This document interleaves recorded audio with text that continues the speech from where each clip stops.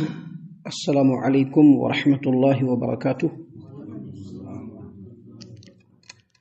اعوذ باللہ السمیع العلیم من الشیطان الرجیم من ہمزہ ونفخہ ونفثہ۔ بسم اللہ الرحمن الرحیم۔ وَإِذَا رَأَوْكَ إِن يَتَّخِذُونَكَ إِلَّا هُزُوًا أَهَذَا الَّذِي بَعَثَ اللَّهُ رَسُولًا إِن كَادَ لَيُضِلُّنَا عَنْ آلِهَتِنَا لَوْلَا أَن صَبَرْنَا عَلَيْهَا وَسَوْفَ يَعْلَمُونَ حِينَ يَرَوْنَ الْعَذَابَ مَنْ أَضَلُّ سَبِيلًا۔ اور جب یہ لوگ آپ صلی اللہ علیہ وسلم کو دیکھتے ہیں تو آپ صلی اللہ علیہ وسلم کا مذاق اڑانے کے علاوہ ان کو کچھ نہیں سوچتا۔ وہ لوگ کہتے ہیں کہ کیا یہ وہی شخص ہے جسے اللہ نے رسول بنا کر بھیجا ہے؟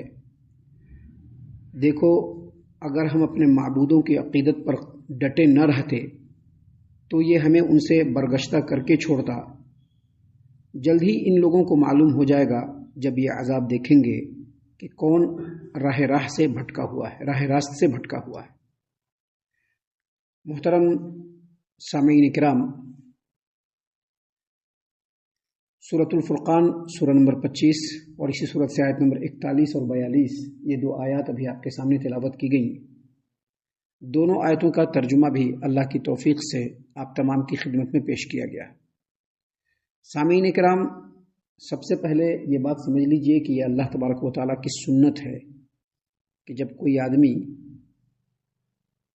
حق کی بات، سچی بات، اللہ تبارک و تعالیٰ کا پیغام لوگوں کے درمیان جب پھیلاتا ہے اور داعی کی شکل میں لوگوں کے درمیان جب وہ کام کرتا ہے تو مختلف چیلنجز سے اس کو سامنا کرنا پڑتا ہے۔ بہت ساری باتیں آتی ہیں سماج و معاشرے میں۔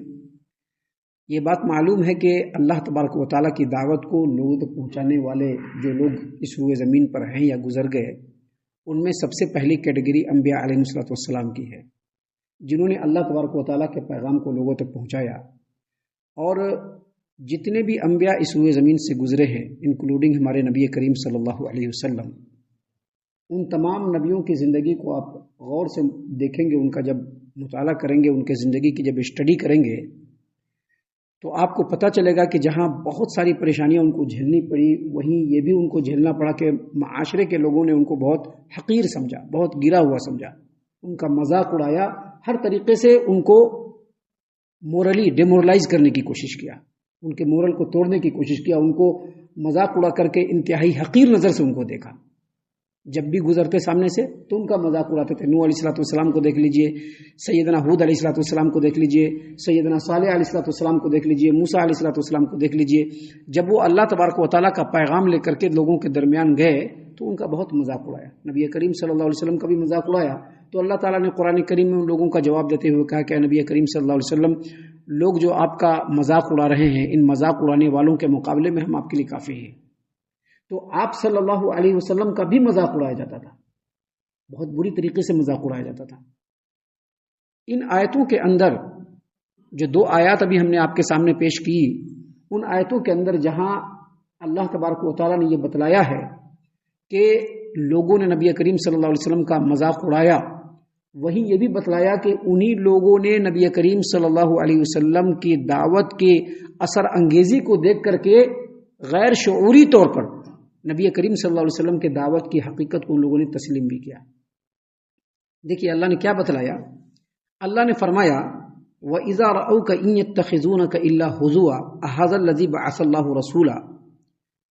اور جب یہ لوگ آپ صلی اللہ علیہ وسلم کو دیکھتے ہیں تو آپ سے مذاق کے سوا ان کو کچھ سوچتا ہی نہیں، اور کہتے ہیں کہ کیا یہ وہی شخص ہے جسے اللہ تبارک و تعالیٰ نے رسول بنا کر کے بھیجا۔ اللہ تبارک و تعالیٰ نے اس آیت کریمہ میں اصل یہ فرمایا ہے کہ یہ مشرکین مکہ کیسے ہدایت پا سکتے ہیں، جب ان کا یہ حال ہے کہ جب ان کے سامنے سے رسول کریم صلی اللہ علیہ وسلم کا گزر ہوتا ہے تو آپس میں ایک دوسرے سے کہتے ہیں کہ دیکھو جی، یہی وہ آدمی ہے جو یہ دعویٰ کرتا ہے کہ ہم اللہ کے رسول ہیں۔ اللہ تبارک و تعالیٰ کو اپنی پوری مخلوقات میں سے بس یہی ایک آدمی اتنا پیارا لگا کہ اس کو اللہ تبارک و تعالیٰ نے رسول بنایا، اللہ نے رسول بنا لیا اس کو۔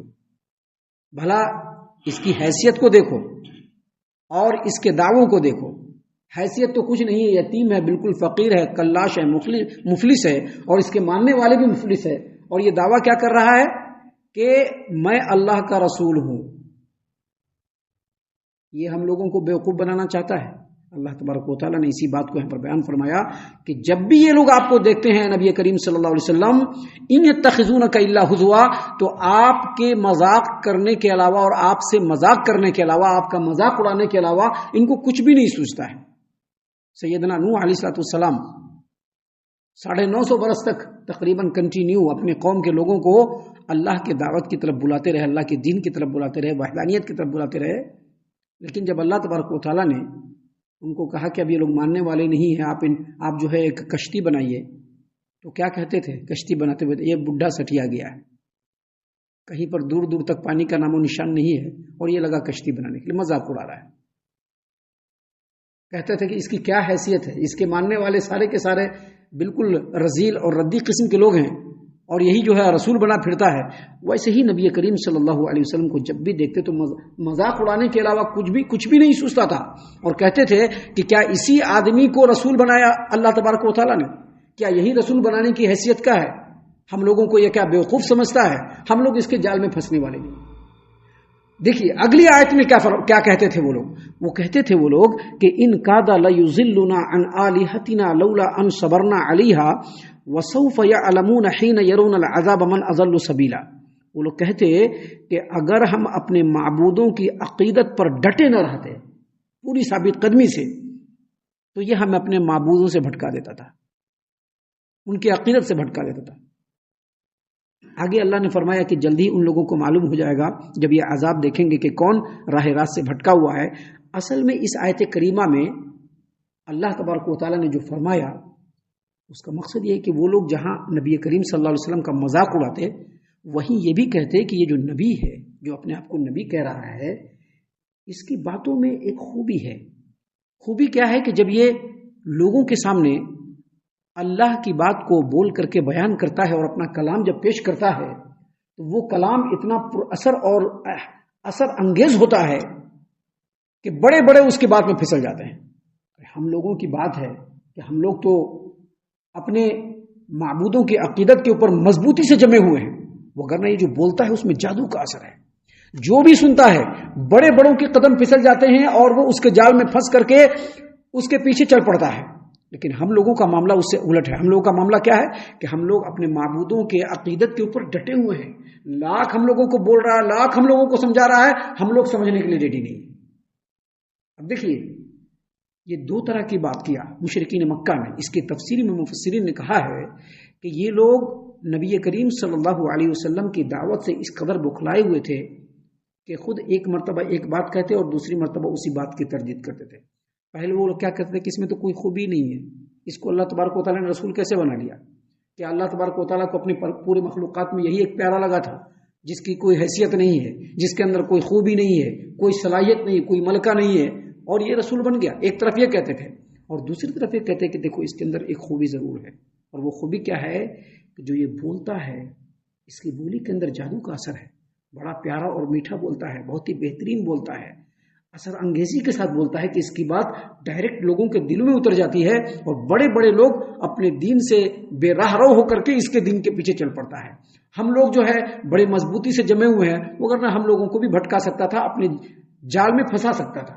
یہاں پر یہ جو دو طرح کی بات مشرکین مکہ نے کیا، ان دونوں باتوں کو سامنے رکھیں گے تو کچھ باتیں واضح ہو جاتی ہیں۔ پہلی بات واضح یہ ہوتی ہے کہ مشرکین مکہ نے جو یہ کہا کہ اس کی بات کے اندر وہ اثر انگیزی ہے، وہ زور ہے، وہ قوت ہے، دلائل کی جو مضبوطی ہے، اس کو سن کر کے سامنے والا کہیں نہ کہیں ان کی باتوں سے متاثر ہو کر کے اس کے دین پر چلاتا ہے۔ بڑے بڑے لوگ، اس سے یہ پتہ چلتا ہے کہ نبی کریم صلی اللہ علیہ وسلم کے اندر اللہ تبارک و تعالیٰ نے وہ خوبی دی جو رسول کی رسالت کے لیے جن خوبیوں کی ضرورت ہے، ان تمام خوبیوں کو اللہ تبارک و تعالیٰ نے نبی کریم صلی اللہ علیہ وسلم کے اندر دیا۔ یہ پہلی بات۔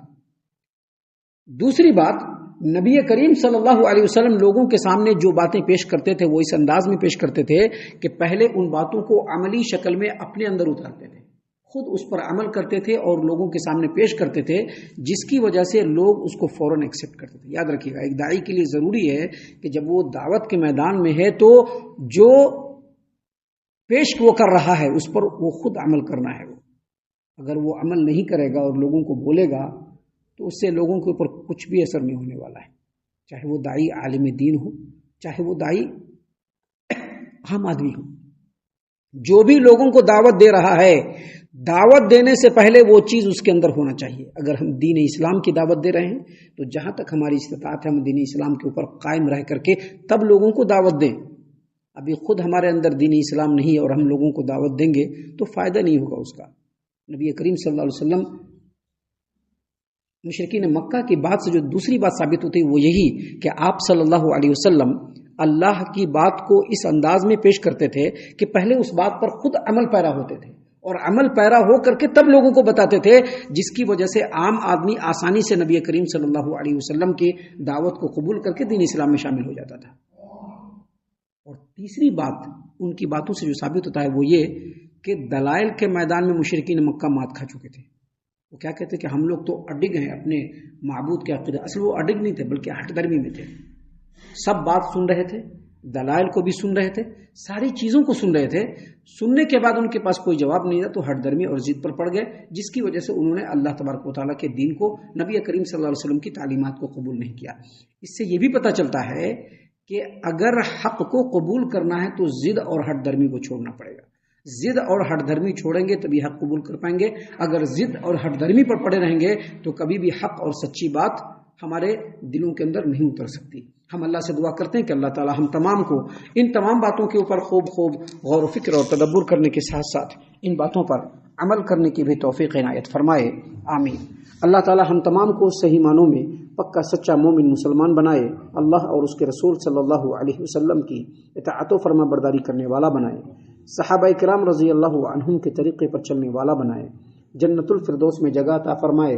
اے اللہ ہم تمام کو جہنم سے پناہ دے، اے رب العالمین ہم تمام کو جہنم سے پناہ دے، اے مالک الملک ہم تمام کو جہنم سے پناہ دے، آمین یا رب العالمین۔ وما علینا الا البلاغ المبین۔